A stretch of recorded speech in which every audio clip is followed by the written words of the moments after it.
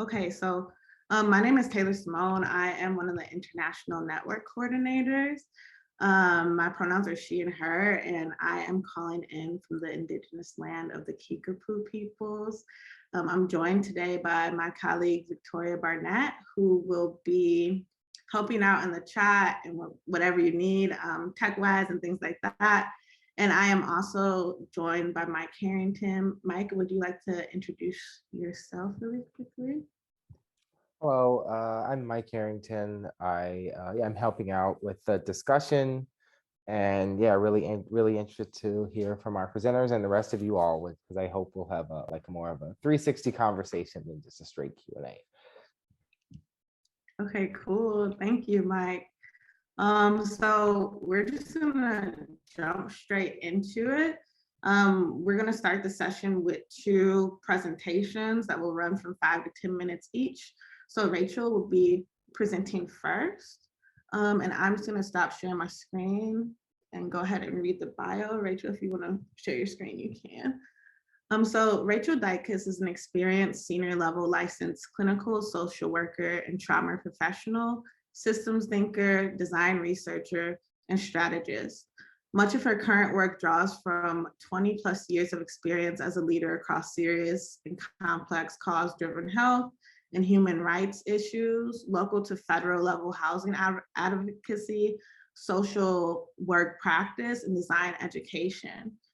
Rachael is a fierce advocate for integrating models of care and for thoughtfully and ethically including social and other care workers in design. She is the founder of Social Workers Who Design and works closely with designers worldwide to help build their trauma literacy and humility throughout the design research process. So with no further ado, I'm going to hand it over.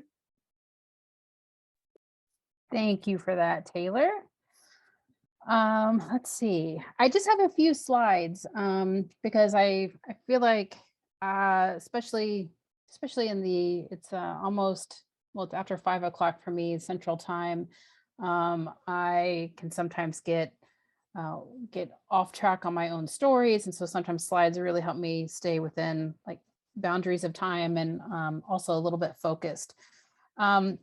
So like Taylor said, I'm a social worker and a designer. I do a lot of work around this really interesting cross-section of both social work practices and design practices, where I feel like I'm really trying to push the boundaries of what it means to be a social worker, especially in a design space, but also a designer who is also a social worker. So it's interesting to talk about both current work, but think about projects in the past that where I maybe wasn't a designer or I wasn't a social worker, and some of these early ideas of things that are very much still present for me now started to show up. So one of the ways that I wanted to maybe talk about this is to just share. I feel like we all probably have many significant experiences in our lives that have influenced how and why we do things that we do. And that is very much true for me as well. There are 2 specific things that I want to share that cover this span of really roughly 20 to 25 years of just experience and work. And it was an interesting exercise for me to look back and think on work where I didn't see myself as a designer, and I definitely wasn't in this work and doing it in the capacity as a social worker in any form or sense of being a social worker. But I could really link where the Design Justice Network principles were really heavily at play. And so the first one really comes down to, I feel like all the principles probably touch upon this work in some way, shape, or form, but the 2 that really, really stand out for me are principles 2 and 9. And principle 2 being like really centering the voices of the people who are impacted by like the system or the design. And then principle 9 really focusing on solutions that are not exploiting people. And so this was work that I did, really just true community organizing work. Like I was paid full-time activist and organizer with an organization called the Illinois Coalition to Abolish the Death Penalty. This is work that started when I was in college in the late 90s and kind of carried on into early 2000s. And it was a very small, a tiny but mighty group of lawyers, activists, family members, people who were just generally impacted by the criminal legal system, which is sometimes called the criminal justice system, and just had loved ones that had been impacted in some way, shape, or form by capital punishment. So this is just like a snapshot of some of the types of projects that I got to work on, where there were these early explicit intersections between a social justice and activist cause and art, photography, music, and design. So I acted as an advisor on a documentary about what was going on in the death penalty in Illinois. Worked really closely with artists and musicians who did fundraising for the Illinois Coalition to Abolish the Death Penalty. And then after I left ICADP, I got really involved on a national level with a national coalition just as a volunteer, and working with family members who were just deeply impacted by the system. So I feel like this work really set a tone and is a foundation for how and why I'm able to practice the type of design and social work that I do now. The second kind of cluster of things, if you will, is this work around housing and homelessness and working at Veterans Affairs. So Veterans Affairs is a federal agency here in the US. And I think if you're outside of this this kind of a system or an agency, you really you just might not be aware of some of the innovative programming that actually happens that really is centering individuals, in this case, veterans and their families, and really addressing them from a holistic design perspective. I got to be really involved in this project as when I was a social worker, but my role wasn't actually as functioning as a social worker. I was actually working at the VA at the time on construction projects. So I was a strategic planner and facility planner with the chief engineer. And I was really like a kind of his guide on how and why we should be thinking about people both in the present and the future, and how we might build future designs. So this is one of the projects that I got to work on for a number of years. And I feel like the principles that really were very much in play here were principles 2, 3, 5, and 9. And like 5 being like really like how can design help facilitate this process? And just where does the nature of the person that we are serving, in especially in this capacity, where are we centering them and involving them in what it is that we're doing? So again, this is work like as a social worker, but also as this kind of budding designer, if you will, where it was really starting to just come front and center. One other, I really just have like one other or two other slides that I want to share. Something that, I've mentioned, for me, like I live in Champaign-Urbana, Illinois, home of, the University of Illinois campus, which has had a very unfortunate, racist legacy with a racist mascot for a number of decades before they got rid of it 16 years ago. And so, for me, talking about and honoring the land and the community is very, very much front and center for a lot of people in Champaign-Urbana. And something that I've noticed especially in this virtual world and types of conversations and presentations, is that I started this year by also including a personal gratitude acknowledgement. So who are these other people who are doing this work, have been doing it long before me, and who I consider both informal and sometimes formal mentors, but also people who inspire me to want to contribute to this greater body of work around social work and design. And a lot of my work focuses around trauma. And then, just thinking about like what does it mean to talk about and include some of these different, again, like where do these principles show up in the work? And so I noted here principles 1, 4, 5, 7, and 10. I feel like really show up by talking about who are these other people that we look up to, and that we cite, that we give attribution to, and just talking about how the work really does impact us and transform us as we're doing it. one other quick thing that I'll just mention, and then I'll pass it to Rene to talk, is that I really love the work by Kat Vellos, author and designer extraordinaire, but you know, like well known across a number of different things that Kat does, but mainly like the author of We Should Get Together. And I noticed something on her email signature like a handful of months ago, and I thought I really liked that. I mean, it struck me as a way to really just have a regular recurring reminder of what it does mean to care for ourselves, but also others.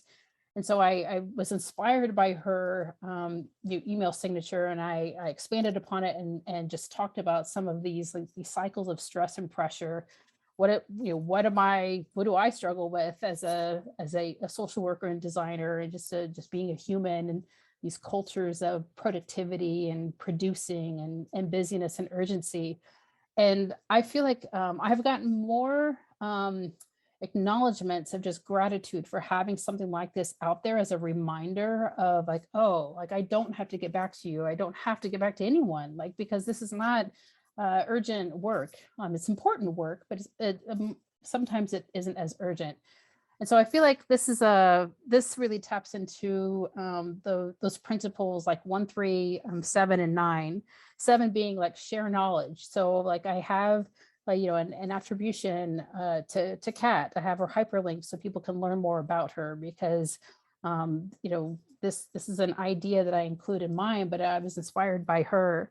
Let's see, what's 3? 3 is just sharing resources and like that impact on community. So I just feel like there are different ways that we can talk about and live this work, and it doesn't always have to be in explicit ways. It doesn't have to always be in current things that we're doing, but also maybe things that we've done in the past.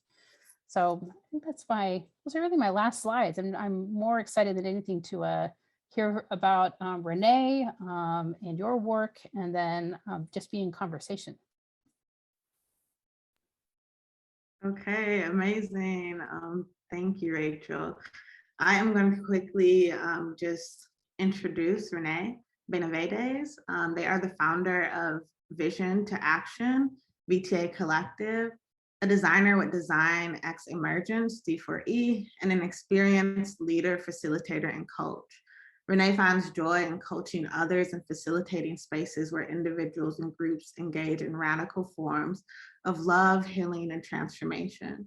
She holds a master's in social work, a Pupil Personnel Services Credential, and is a former school and systems leader in the nonprofit and education sector. Rene is also a Healing Centered Engagement Practitioner, a former National Equity Project leading for Equity Fellow, a former Stanford d.school School Retool Fellow, and is currently training in somatic methodology towards International Coach Federation certification. In addition to being part of the Design Justice Network, Rene is also a member of the Latinx Center for Excellence in Behavioral Health and the Justice Team's JTN California Healers Network. All right, cool. Rene, you can take it over. Awesome. So excited to be here with you all, and just like snaps for being like the coordination for just so many parallels, I feel like, in our stories, Rachael. So I'm excited to share more, and actually super appreciative that for me, like, I want to ground in storytelling just as myself as a designer, and kind of how I arrived at this moment in time, and just like my story around design and relationship to design, because I feel like it's very much very present with what I think I'm working in and around right now in the world. So excited to be with you all. I am calling in from the land called Lishan, the land of Ohlone people here, also known as the Bay Area, specifically in San Leandro. And so I want to just start by just kind of organizing how I think about design justice and what that means to me. For me, design justice is really owning my personal responsibility as a human to critically assess whether what I'm designing, how I'm moving through the world is truly liberatory, both in process and in impact. And again, the parallels will be like how I am in personal practice of design principles in my life and the ways that I move through the world, and the ways that I am designing, supporting others that I am in work with and in community with. And so the two kind of principles that I want to ground us in are principle 1, use design to sustain, heal, and empower our communities to seek liberation from oppressive systems. And 10, before seeking new design solutions, we look for what is already working to honor and uplift traditional Indigenous local knowledge and practices. And I'll tell you a little bit about why those really stand out to me, really grounded in my own personal story and how I came into design. As you heard in my bio, I have a background in mental health and social work. My family likes to tell the story that like this was for sure the like path I would be on, as I've always been super interested in knowing like what motivated people to do the things that they do. Really having to do with a lot of complex stressors that I experienced as a young child and my family experienced as a young person, and really being curious about like what motivated that person to make that choice. And also like looking around, there's just systemic things, right? Like as a child, not having the language for, but just noticing that like there's some systemic things at play that make things very like unfair and not equitable. And so it makes sense that I'm on the path that I'm on. I actually was very much wanting to work with people. I just didn't know kind of what the path would look like towards that. And I studied psychology in undergrad, and then started business, and was like, you know, this profit-driven way of being, like capitalizing on people, was just not sitting right with my spirit. And I ended up in mental health. I ended up as a counselor for young people in residential care. Found my way into education and mental health, and was like, this is where I gotta be. Felt a lot of just like very alive, and felt like in line with my values around justice, and took the path of like staying there for a while, and found design in school leadership, and was really just like, remember being like, whoa, like everything is designed. Like these like outcomes we're seeing is by design. I'm like, oh, I can like be in personal choice, and I have my agency to be able to influence that. What? And then I really like noticed like I'm trying to design these like different outcomes, but I'm also like getting caught up in the systemic pieces myself, and I'm actually really unwell, and was just like replicating some of the same levels of harm, which really caused me to take a step back and really tend to my own personal healing and my own like journey towards understanding like what does it actually take to reimagine and design beyond the limitations of like what I can imagine right now in my unhealed body. Like I'm actually just replicating the same old thing, which I think speaks to like kind of why I'm walking down the path of somatics, and like exploring really like what does it take for us as individuals to really undo and to be able to truly unfold, to imagine a new future, right? Like if we can't imagine it, we can't design it. And so like what's possible when we're really designing from a place of our own felt sense of like deep longing and deep understanding of like what I know freedom feels like right now in my body. And you know, I'll tell a little bit of a story of a recent experience in consultation with a group of folks who were really being asked to this large auditorium of people to step back and like be big and be imaginative about a possible future for themselves, but really being like in this collective constriction around like not being able to actually do that, because there's just so much always complexity around design processes, right? Like the human interactions and the existing underlying trust that isn't established or there with the folks that we're wanting to be designing with. And so that's a little bit of kind of what feels important and really present for me, and why these two principles really stand out in like our own personal well-being and health as an individual designer directly impacts what we're designing towards, right? And where those longings from or those ideas to begin design come from. So I think I'll do a time check, and if I have a little bit more time, I'll kind of get to some strategies or things that are present for me if I have time for that. Oh, I got the thumbs. All right, cool. So what's present for me and just like my own personal practice to really kind of get at these pieces that I just named, are like really thinking about the small scale Rene as a designer. Like what am I in practice of? Right? Like what am I embodying? I like a colleague of mine have been exploring this idea of actually like design being, and not so much in our thinking brain, but actually like what does it look like to be in space, right? To actually like take a breath and embody what it is that I want to be designing towards, because that's palpable. That's like the small scale, how we walk through the world is a direct impact and fractal within the whatever system it is that we are designing within.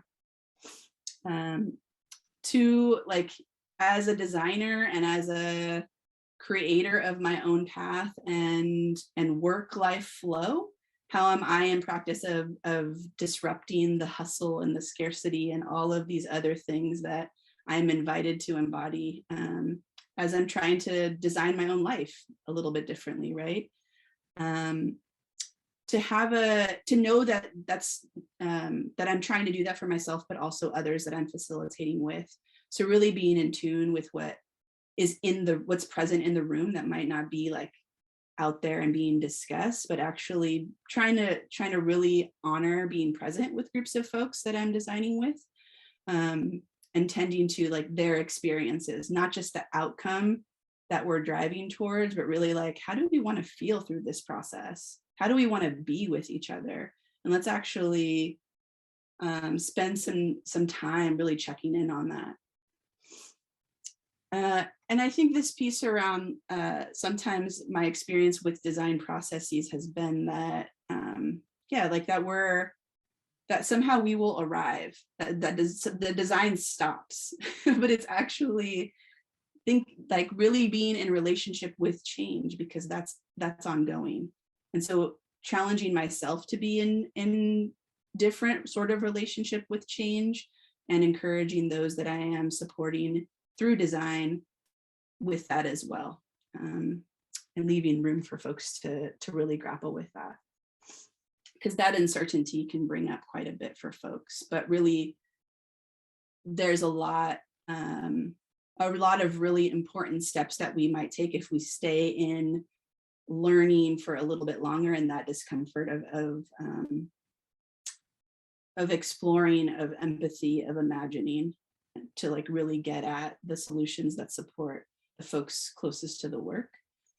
And then I think for me, a new like seed that I'm exploring a little bit further is this idea of like the interplay between embodiment and design, and like our own health within our bodies as designers, and what's possible with that. And so for me, as a queer disabled person of color, like the more and more I feel into my own sense of freedom in my body, my own sense of my right to feel satisfied, and the more I can do that for other folks I am working with, the more we, I think, can imagine more boldly. And that's me. That's what I'm up to. Okay, thank you. Thanks to both of y'all. That was amazing. And now we're going to just move into a reflection period so we can process a little bit and get some thoughts together on what was just presented. So if you want to write, please grab something to write with. If you just want to think and reflect, that is also fine, whatever feels best for you. But there's a link to the agenda in the chat, and within the design justice check-in and recap reflection section, there are a couple of prompts for us to move through. So we're going to take 5 minutes to write or reflect. First, you're going to answer the check-in question just to ground everybody in like the same kind of realm. What are 3 words that encapsulate what design justice means to you at this moment? And then there are some reflection prompts, and you can use these or not. You could just free write if that feels right to you, but it's, what did you find most compelling about the presentations? How did they challenge or maybe guide you? And are there any parallels that you see in your practice with the presenters? So I'm gonna turn on some music, and we'll just take that 5 minutes now.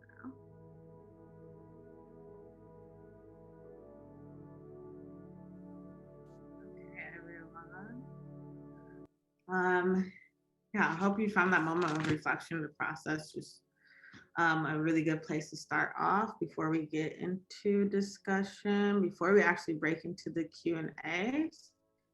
We're just gonna take some time to reflect on a more one-to-one level. So I have breakout rooms set up, and I'm gonna send everyone in for 10 minutes. I will let you know in like it's 5 minutes, 1 minute until you're coming back. Please share the 3 words if you feel comfortable with that.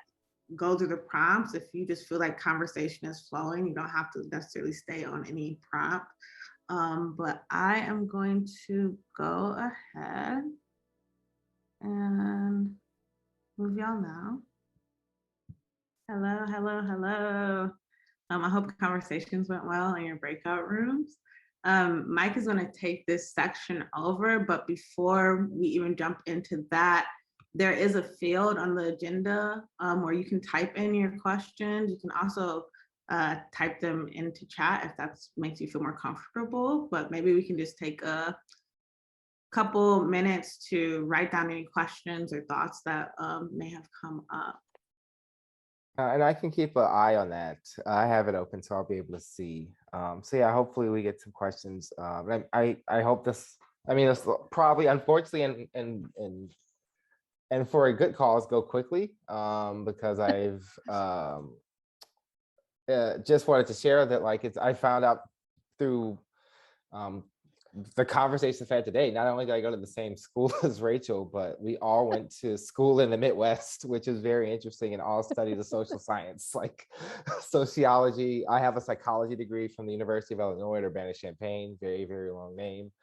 And now it seems like we've all taken these different paths and then like came back together in this space. So I really wanted to ask each of you, what is something that you heard from the other that was very interesting or that you'd like to follow up on? So I can go, Rachael, we can start with you. Yeah, what is something that you heard that Rene said that you thought was really interesting, that you have, like, you know, maybe a question about or something, or not even a question, a reflection or thought about?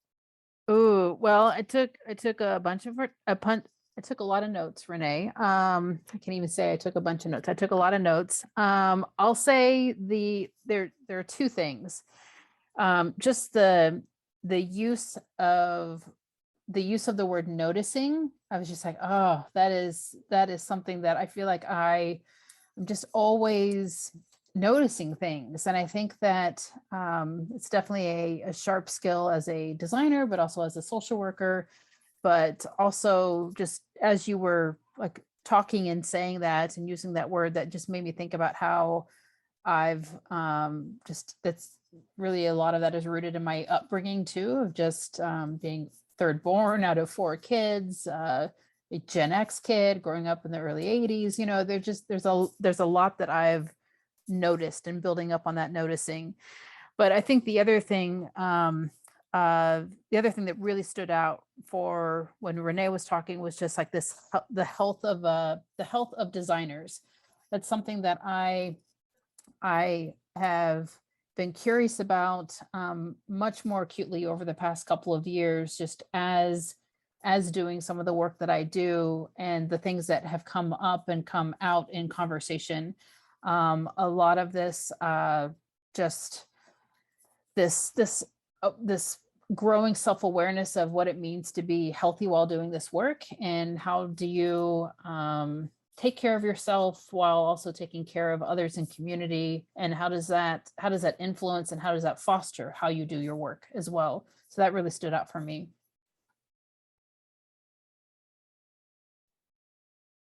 Oh yeah, Renee, would you like to answer or follow up on any of those things? There's lots to follow up on. I was also taking notes and thinking that just what sat with me just in hearing you also, Rachael, so I don't know if this is a direct response to what you were just sharing, but maybe it's really connected to like, what does it take for folks to be open to and be in choice to build an understanding across difference around, like I heard you talk about like social work as the background, but also like the designer identity and like how are we across sectors and also across different forms of difference in our wellness and in our like identity, able to like weave and share with one another towards a collective future where folks belong, right? Ultimately. Yeah, that's what sat with me also, and just like listening to you and hearing your story and the parallels there. I remember as a social worker in schools, recognizing that there was a lot of othering happening across, whatever their folks' background was, whether it was a teacher, a social worker, administrator, but there was just a lot of othering around like, this is my like expertise or specialty, and just the ways that can really bump up and get in the way, like those relational pieces, right? That like complexity aspect of humans in the work together.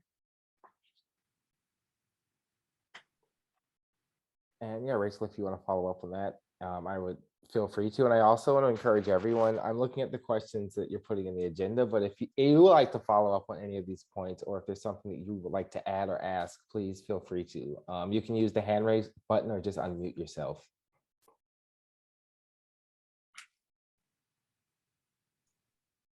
And then, yeah, it's very interesting to hear that you are both like people that studied mental health, like social work, and then ended up in this field. I don't think I've seen too many of that, and I wonder what perspectives do you think that brings than someone who works in the design field and was like, for instance, purely trained as a designer, as an architect, or like, I'm not shading anyone, but I know like the educational process in those design fields there's a lot to be desired, I think, on the interpersonal level. So I'm wondering what, for each of you, having gone through those educational experiences and life experiences, what do you think helped, what do you think makes that different for the design process? Or maybe there isn't. So I was just curious to hear that. Well, it's interesting that you mentioned architects or architecture, because architecture and architects are probably a bit more similar to social work and social work practice in terms of elements of study, but also the structure of licensure, continuing education, code of ethics, things of that nature. Whereas like design as a broader discipline doesn't have that kind of structure or framework. And not to say that I know there are lots of opinions and criticisms of the lack of an ethical framework in design, and that's one of the things that allows design to maybe just be unchecked or not have accountability practices. I'll say this. I won't speak for Renee, but I have a feeling that we might have a similar take on this. Social work practice is not perfect. It's deeply flawed. It has its own systemic issues around oppression and racism. It's a very white profession. Most of social workers look exactly like me. They're white, they're female, and there isn't a whole lot of encouragement on the education side to necessarily like question that as well. So I do think that there's a growing movement. I think that there are more of us on this side of appreciating the good elements of social work that we can take into our work, wherever we might be, and to push the practice and to get to a point where we can ideally, systemically, like not have a need for social workers. I mean, like, wouldn't that be amazing? I don't think it'll happen in my lifetime. I hope it happens in my daughter's lifetime.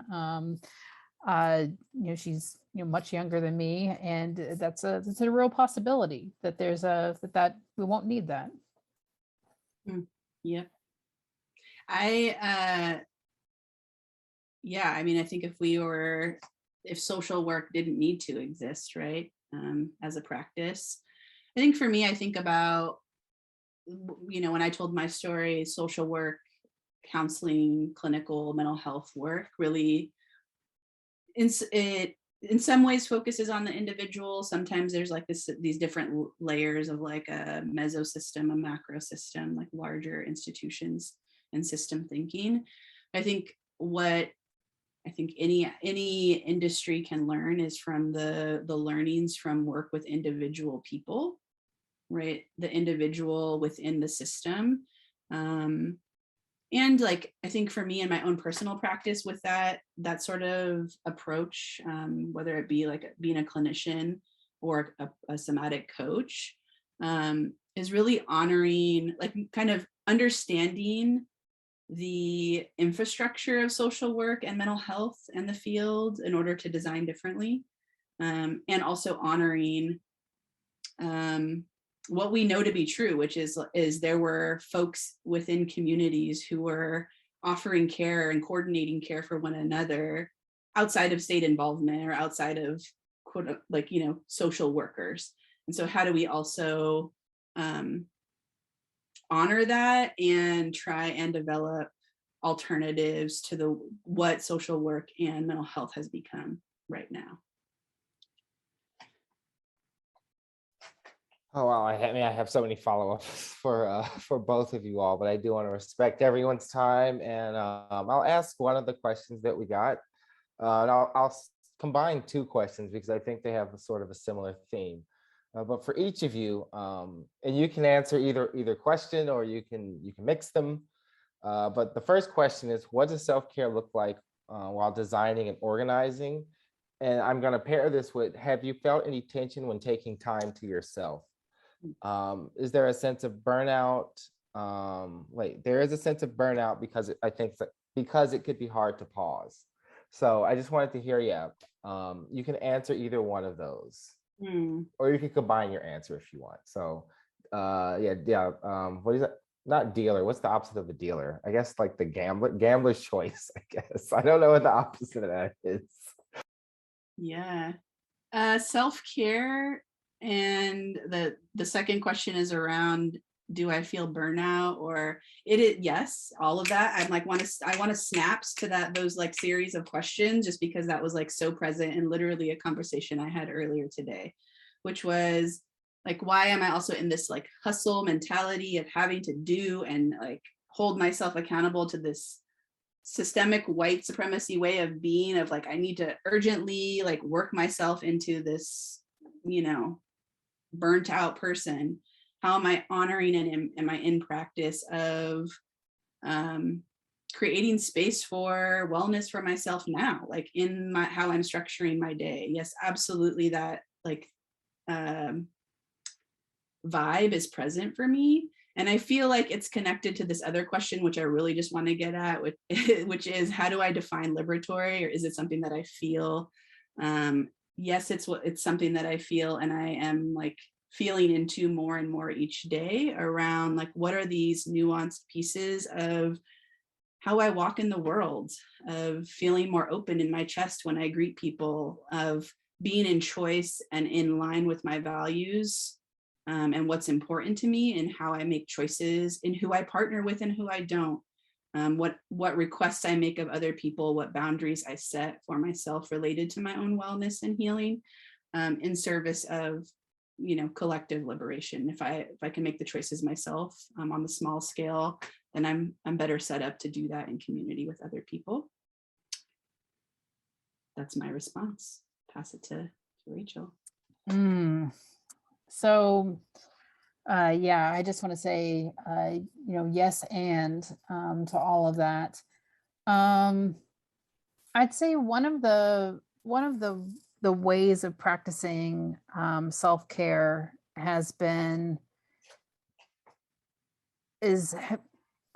for me, especially over the past few years, has been paying attention to where and how do I carry stress. Like I've noticed that it has taken up in different parts of my body in the past, 10, 15 years. For a number of years, it was like a series of migraines. And then more recently, I really feel it in the back of my throat. That's when I know that I'm like, either I've spoken too much in a given day, or I'm just feeling like I feel like it really is the signal from my body saying like, you're done, like take a break. I really have no other, I mean, if we don't pay attention to those things, our body will definitely tell us, and it'll shut down. But there are some like just small logistical things that I do. And I still try to practice these things every single day, because it's not always perfect. But I typically on Mondays, I really try not to have any meetings whatsoever. And it's really hard that is challenged every single week. And I made an exception yesterday, only because my spouse was going to be home. That's the only reason I juggled that.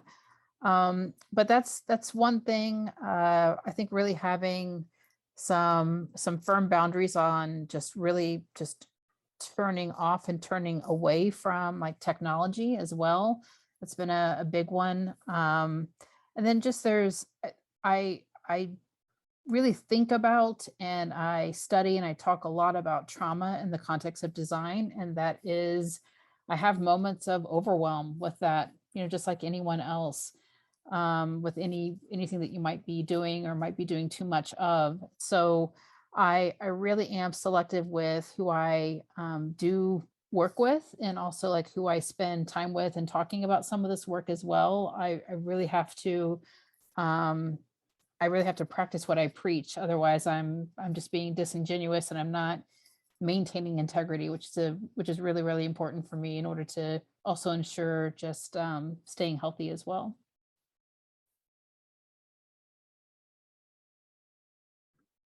Oh, thanks. I'll pass it back to Taylor now. I know we're a couple of minutes over. Okay. First, I just want to say thank you so much, or y'all so much, to Rene and Rachael. I feel like personally, I came in this space a little scattered, and just that reminder to really think about how I'm embodying care and that connection to design justice, like care as design justice, I think is like just always a great reminder, always really valuable. And thank you everyone for coming. Please feel free to keep the convo going on Slack. This is recorded, so I will be posting a link within this week. And yeah, thank you.